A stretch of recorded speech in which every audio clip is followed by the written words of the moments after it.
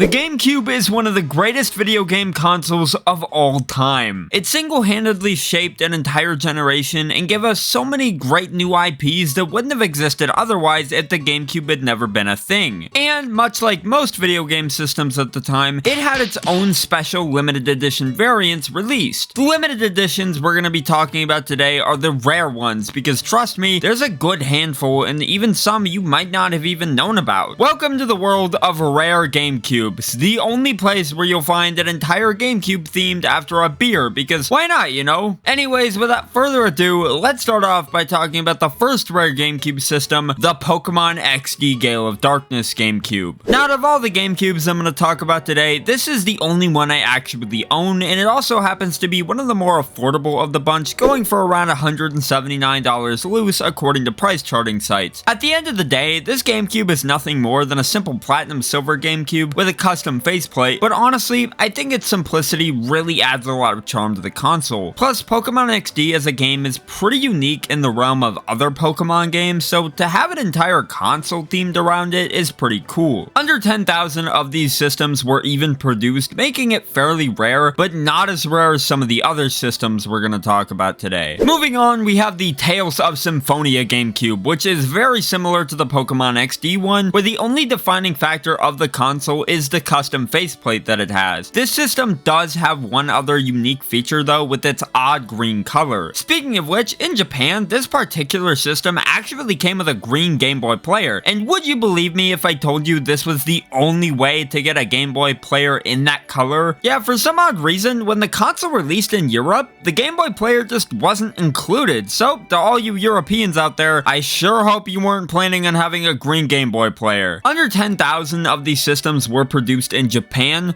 while under 5,000 were produced in Europe. However, despite being more common, the Japanese version is generally more expensive, as the system goes for $540 complete and $1,000 new. Next up is probably the most obscure special edition I've ever seen, and one I didn't even know existed until I was researching for this video, that being the Hanshin Tigers Special Edition GameCube. Now, if you're wondering what a Hanshin Tigers is, it's actually a Japanese baseball team, and this console was made to celebrate them winning the 2003 Central League. It was only released in Japan, which adds to its rarity, but it's a pretty unique looking system with stripes going all up and down the console, a custom controller, a custom bag, and to top it all off, the console even came with a jersey, which is pretty sick if I do say so myself. The console also came with a Game Boy player, as seems to be the trend with most of these special edition systems. If you wanted to buy this edition of the console today, it would cost you around $594 for it in complete condition,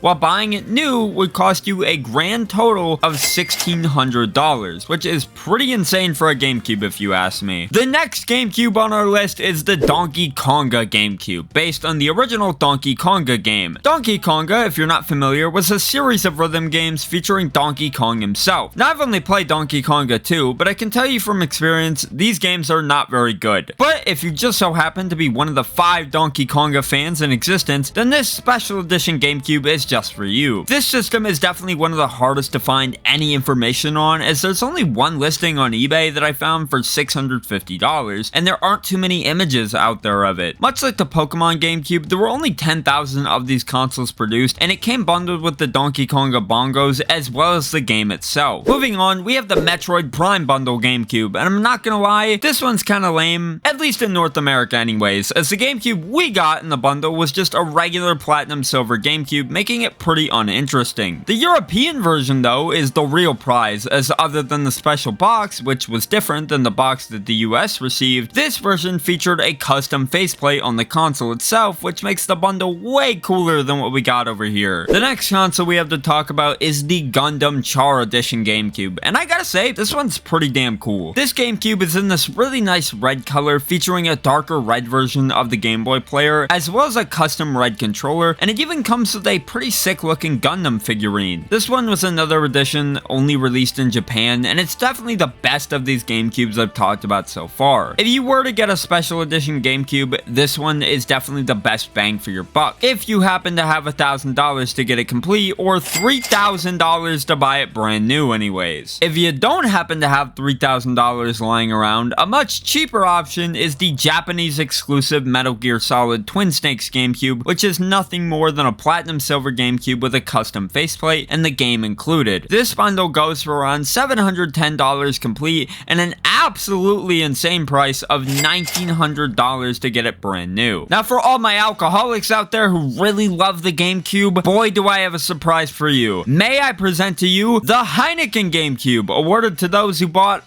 10,000 bottles of Heineken. Well, while you're in the hospital for severe alcohol poisoning, at least you'll have a unique Heineken GameCube to play with. Now, not much is really known about the giveaway or these systems in general, and honestly, I don't even think it's known if anyone even won any of the 100 systems produced for this giveaway. But interestingly enough, the actual GameCubes themselves were produced by Heineken themselves rather than Nintendo, which is pretty fascinating. Now, before we get back to the real special looking GameCubes, I might as well very quickly mention the special colors that were only released in Japan and Europe. First, we have the Starlight Gold GameCube, only sold in Toys R Us in Japan. Then there's the Spice Orange GameCube, which was actually a launch system in Japan, but also released in South Korea as well. And lastly, there's the Pearl White GameCube, which was only released in Europe. Next up, we have the Resident Evil 4 GameCube, released only in Europe, which had a custom Resident Evil 4 faceplate on the console, as well as a custom controller. Yeah, that's about it. Other than the console and controller featuring the Resident Evil 4 logo, this limited edition really doesn't have much else going for it. What if I told you though, that everything I've talked about so far has been nothing compared to the absolute holy grails I'm about to talk about? The Panasonic GameCube was a special edition of the GameCube that was made in collaboration between Panasonic and Nintendo. The system could play DVDs, which the base GameCube